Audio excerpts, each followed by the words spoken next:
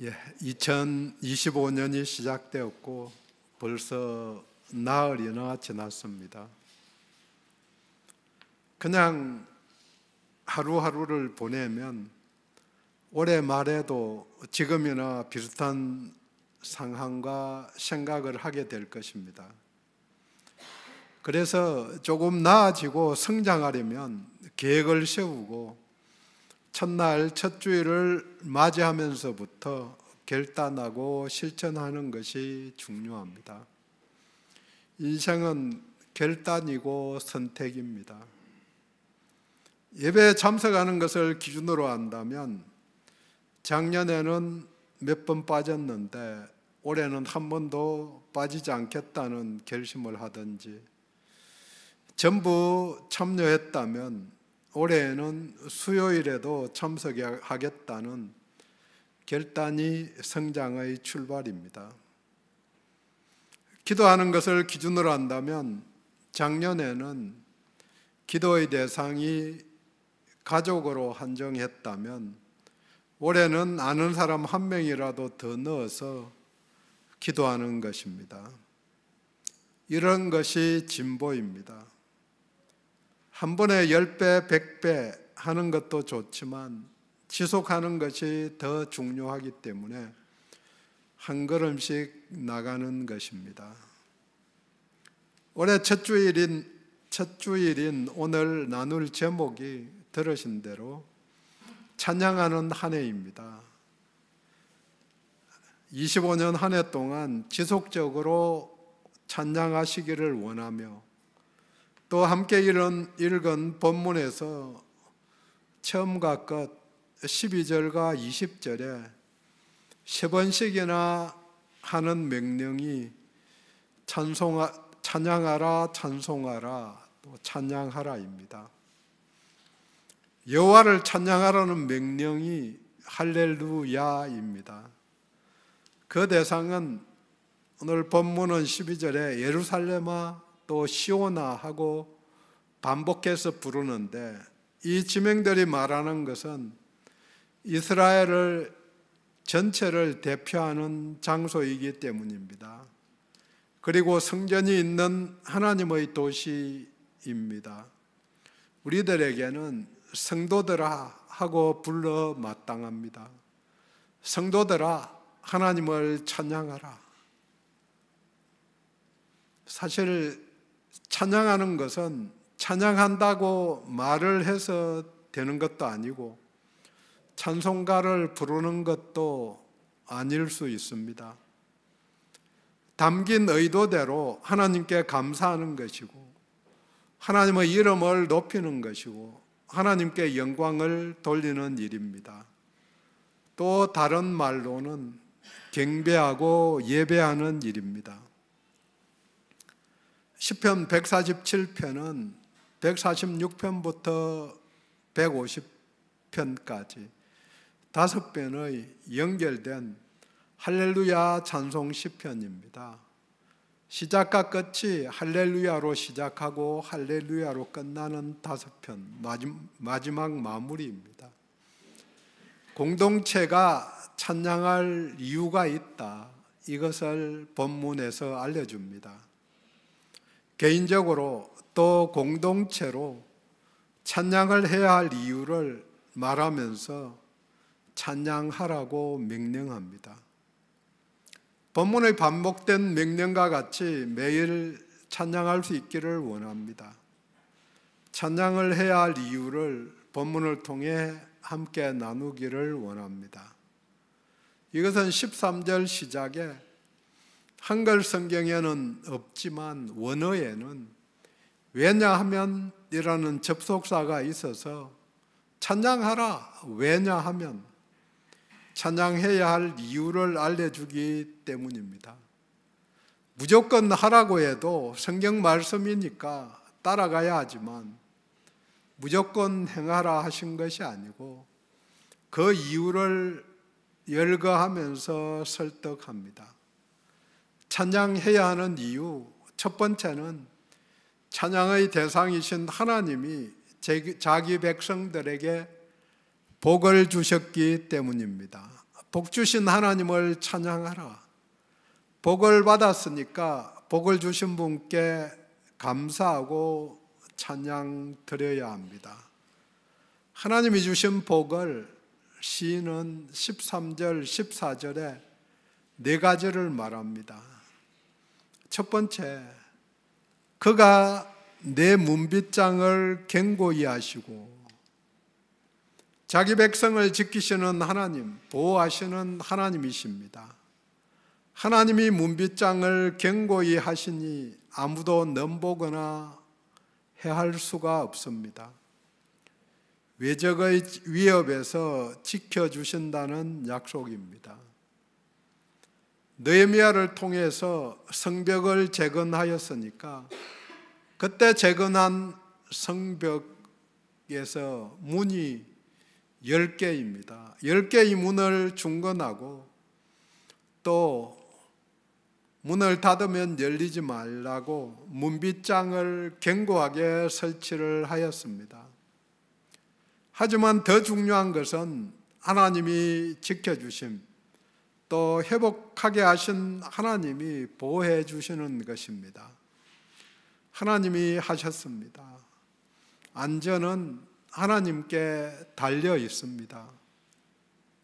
계속해서 연말 연초에 사건 사고들이 많은데 하나님이 보호해 주시면 안전해지는 거죠. 그걸 바라고 맡기는 게 중요하죠. 두 번째로, 내 가운데 있는 너희 자녀들에게 복을 주셨으며, 복을 주셨다, 자녀들에게. 근데 복이라는 단어가 바라크, 그렇게 이야기하는데 뜻이 세 가지씩이나 있습니다. 가장 먼저 무릎을 꿇는다, 그래서 기도한다, 예배한다, 이런 뜻이 있거든요.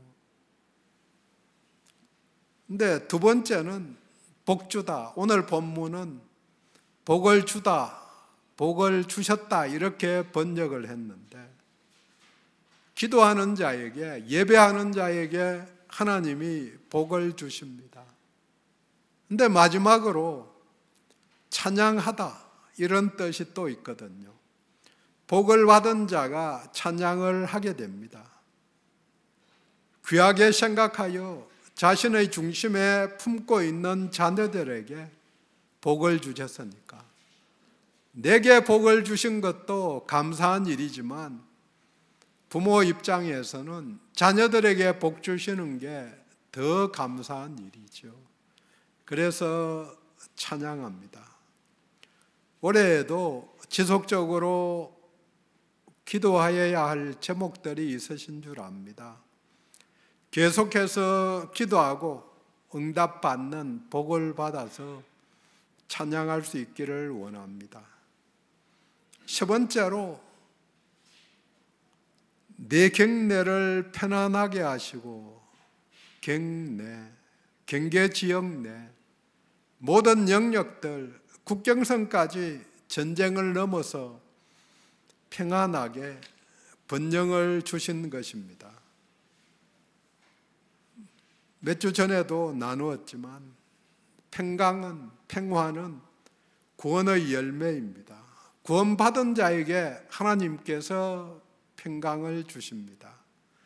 구원받은 자는 하나님과 화목하게 되고 또 같이 구원받은 이웃과도 평강을 누리게 됩니다. 하나님 안에서 누릴 수 있는 것이 평안입니다. 또 평강은 성령의 열매입니다. 평강은 의의 열매입니다. 하나님이 베풀어 주신 평강이 있으시니 주신 하나님께 찬양을 합니다.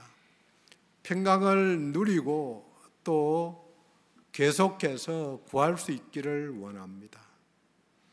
네 번째는 주신 복이 아름다운 밀로 너를 배불리시며, 아름다운 밀가루가 아름답다는 게 무슨 말인가? 기름진 최상급의 밀로 풍성하게 먹이시니까 감사한 일입니다. 물질적인 행통을 주신 것입니다. 경제적인 필요를 채워주셨습니다. 그러니 감사드리고 찬양합니다.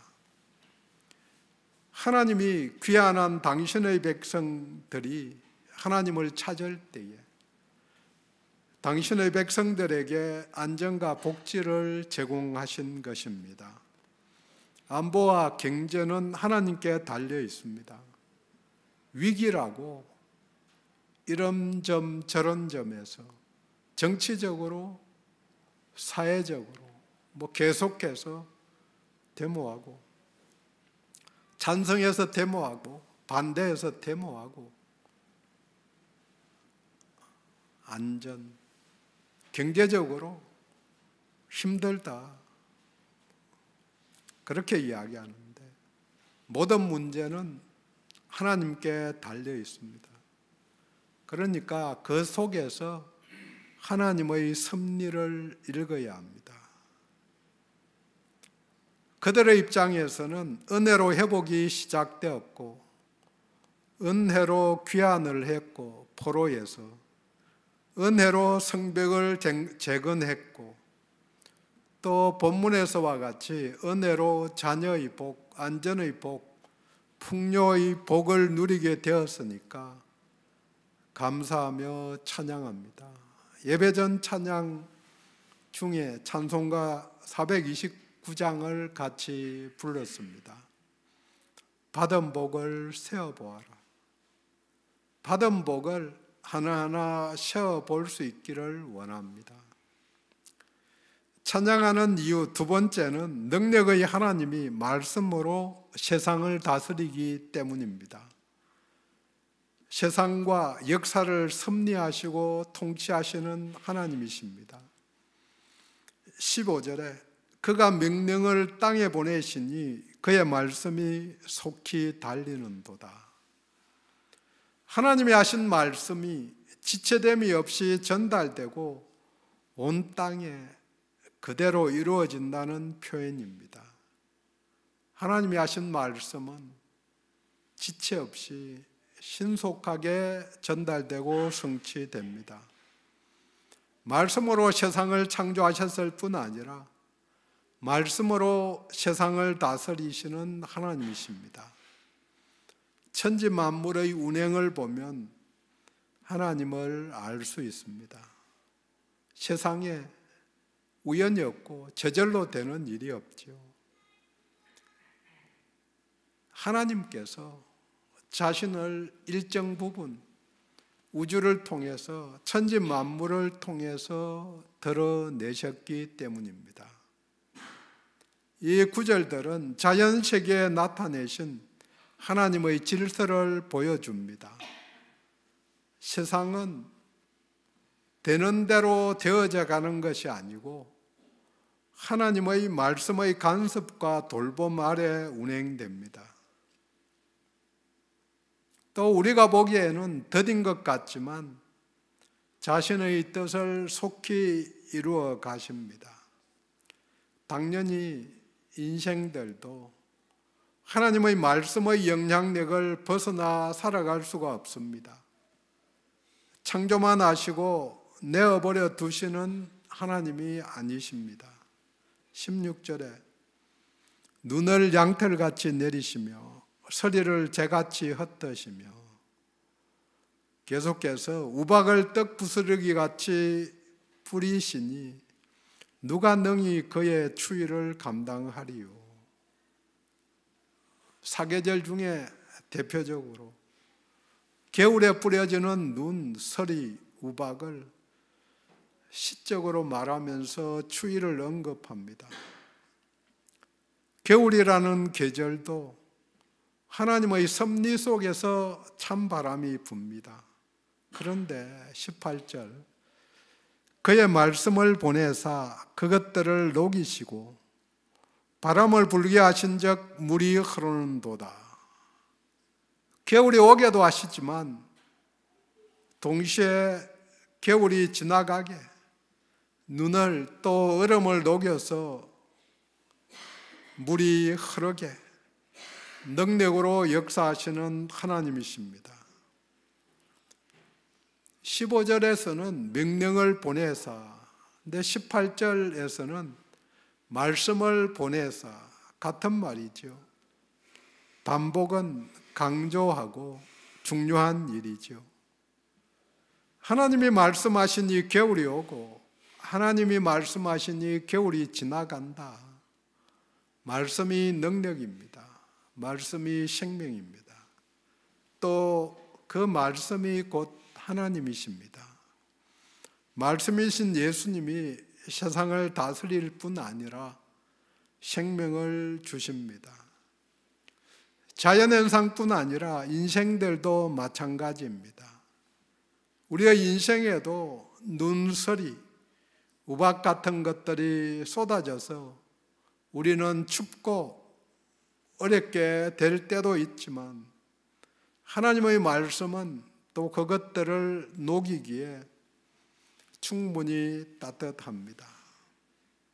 인생은 하나님의 말씀이 없으면 언제나 추워할 수밖에 없습니다. 왜 추운가? 왜 고통스러운가? 왜 힘이 드는가? 그 원인을 잘 파악해야 합니다. 많은 경우 하나님이 함께하지 않으니까, 하나님의 말씀이 함께하지 않아서일 수도 있습니다. 고독사도 많지만 혼자 외로워서 또 우울해서 이렇게 살면 뭐하는가? 그래서 자살하는 사람이 엄청 많다고들 이야기합니다. 삶이 힘들면 그런 마음을 품지요. 하지만 그 속에서 하나님의 말씀이 있으면 새로운 희망을 가질 수 있는 거죠. 또 날씨를 통해서, 주변 환경을 통해서 자연이 말하는 것을 알고 보는 것이 필요합니다. 하나님은 자연을 통해서, 역사를 통해서, 또 우리들의 양심을 통해서 자신의 뜻을 드러내십니다. 그것을 일반계시, 자연계시라고도 말합니다. 이 흐름을 아는 것이 인생에 중요합니다. 역사적인 시점에서 지난 것을 볼 때에 지금 여기서 뭘 말씀하시고자 하는 것인지 보는 게 필요하지요. 추운 겨울을 주신 하나님께 감사하고 찬양합니다. 얼마 지나지 않아서 포근한 봄날을 주실 것을 알기 때문에 감사드립니다. 찬양합니다. 사회적인 문제도, 경제적인 문제도 얼마 지나지 않아서 해결될 것 믿기에 감사합니다. 하나님을 찬양합니다. 찬양해야 하는 이유 세 번째는 하나님이 자기 백성들에게 말씀을 주셨기 때문입니다. 시인은 말씀을 주신 하나님을 찬양합니다. 19절에 그가 그의 말씀을 야곱에게 보이시며 그의 율례와 규례를 이스라엘에게 보이시는도다. 반복해서 보이신다는 말을 하는데 그것이 계시한다는 말입니다. 계시록. 하나님이 택하신 자 야곱에게, 이스라엘에게 말씀을 주셨습니다. 그래서 말 그대로 그들이 선택받은 민족입니다. 자기 백성으로 선택하여 주신 것이 말씀입니다. 하나님이 모세를 비롯한 많은 선지자들을 통해서 직접 말씀하십니다. 모세를 통해서 율법을 주셨습니다. 또 말씀하십니다. 율례와 규례, 법도를 주셨다는 말은 특별한 관계를 맺으셨다는 뜻입니다. 이것은 비교 불가능한 은혜입니다.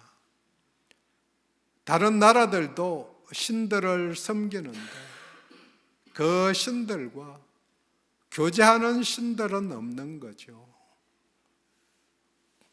그런 신들이 사람을 창조했다고 생각하는 이유가 노예로 부리기 위해서입니다. 하지만 하나님은 교제하기 위해서, 사랑의 범위를 넓히기 위해서 삼위 하나님이 창조 전에 사랑으로 풍성한 아름다운 관계를 유지하셨는데 그 관계를 더 넓히기 위해서 사람을 창조한 것입니다. 사랑해보지 않은 사람이 사랑을 나누기가 그렇게 쉽지 않은 거죠. 물론 하나님이 창조하면서 처음부터 사랑에 대한 마음, 사랑에 대한 갈급을 심어주셨지만 보지 못한 것 나누고 하기가 쉽지 않은 거죠.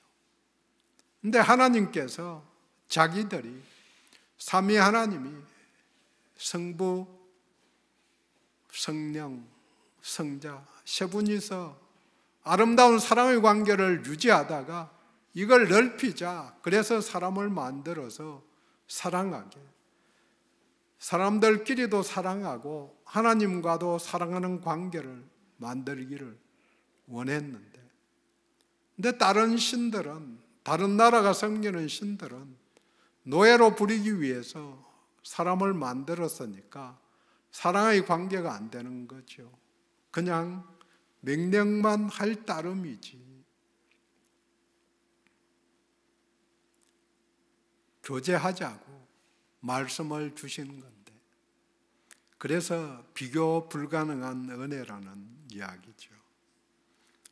말씀을 받았기 때문에 말씀에 순종해야 할 의무가 있습니다. 말씀대로 살아가는 자가 하나님의 백성입니다. 은혜로 회복이 시작되고 말씀으로 회복이 완성됩니다. 완전한 회복이 말씀을 통해 말씀에 순종할 때 이루어집니다. 주님이, 예수 그리스도께서 율법의 완성이라고, 그분 안에 있으면 말씀이 이루어지는 것입니다. 우리는 능력이 없습니다. 하지만 그분 안에 있으면 그분이 능력 주시니까. 또 말씀은 특권입니다. 이스라엘에게만 주어진 특권입니다. 이제 우리들, 곧 성도들에게만 주어진 특권입니다. 주신 말씀이 내 안에 또 나를 위해서 역사하기 때문입니다. 두려워 말라 하는 말씀을 기억하면 그 말씀이 내게 용기를 주고 두렵지 않게 손을 잡아줍니다. 그런데 믿음 생활이 길어지면 문제는 은혜의 말씀이, 축복의 말씀이 반드시 지켜야 할 의무로, 율법으로, 짐으로 받아들이는 경향이 생기는 거죠. 믿음의 초심을 잃지 말아야 합니다. 짐이 아니라 특권인데, 20절입니다. 그는 어느 민족에게도 이와 같이 행하지 아니하셨나니 그들은 그의 법도를 알지 못하였도다. 할렐루야. 다른 민족에게 하지 않은 귀한 일입니다. 그러니까 할렐루야입니다. 특별한 선택, 특별한 은혜는 특별한 의무와 책임을 동반합니다. 이것이 감사할 일입니다. 말씀으로 자기 백성과 교제하시는 하나님, 교제하기를 원하시는 분이십니다. 하나님의 말씀으로 살아가는 것은 이스라엘 민족의 특권이고 다른 나라와 구별하는 것이 바로 이 말씀인 것입니다. 그래서 시인은 다시 한번 할렐루야, 여호와 하나님을 찬양하라, 그 말로 마무리합니다. 우리도 마찬가지입니다. 우리에게 생명의 말씀을 주셨으니 믿지 않는 자들과 구별되는 특징이자 특권이 말씀입니다. 귀한 것을 아는 자만이 누리고 나누게 됩니다. 왜 못 누리는가? 왜 못 나누는가? 귀하다고 생각이 안 되니까. 귀하면 귀하게 여길 건데 그러지 않는 거죠. 매일 아침마다 맥체인 성경에서 한 절씩 나누는 줄 압니다. 사실 매일 주보 순서대로 4장씩 보는 게 짐일 수도 있습니다. 하지만 그걸 볼 수 있는 4장 읽어봤자 그냥 쭉 읽으면 10분도 안 걸립니다. 근데 그걸 좀 더 생각하고 묵상하려면 조금 더 시간이 들기도 하지만 그것조차도 힘들면 한 절 보내주시는 그 말씀 읽는 것 중요하죠. 말씀이 특권인데, 은혜인데 그 은혜를 붙잡고 살아가야 한 해가, 하루가 평강으로 가는 거죠. 정리합니다. 하나님은 성경을 통해서 말씀하십니다. 구원의 진리는 성경을 통해서만 알 수 있습니다. 이스라엘을 선택하셔서 말씀을 주신 하나님이 지금은 우리를 선택하셔서 성경 말씀을 주셨습니다. 이에 감사하여 우리는 찬양을 합니다. 또 찬양을 해야 합니다. 하나님은 자연을 통해서 말씀하십니다. 자연을 통해서, 역사를 통해서, 또 사람들의 양심을 통해서 하나님 자신을 드러내신 것이죠. 이렇게 보내신, 나타내 주신 하나님의 말씀을, 계시를 읽을 수 있는 자가 영성 있는 사람입니다. 역사를 아우르는 눈을 가져야 합니다. 그 역사 속에서, 세계 역사 속에서 나라의 흥망성쇠, 그 속에서 하나님이 원하시는 뜻들이 있기 때문입니다. 세상 모든 사람들이 알 수 있게 자신을 드러내셨지만 실제로 알아보는 사람은 많지 않습니다. 성도들은 자연을 통해서, 역사를 통해서, 개개인들을 통해서, 특별히 성경을 통해서 하나님을 보는 눈을 가져야 건강하게 또 온전하게 나아갈 수 있습니다. 이런 사람들이 하나님의 보호하심과 평강을 누릴 수 있습니다. 어느 상황에서나 감사하고 또 하나님을 찬양할 수 있습니다. 찬양하라는 명령에 순종할 수 있습니다. 기도합니다.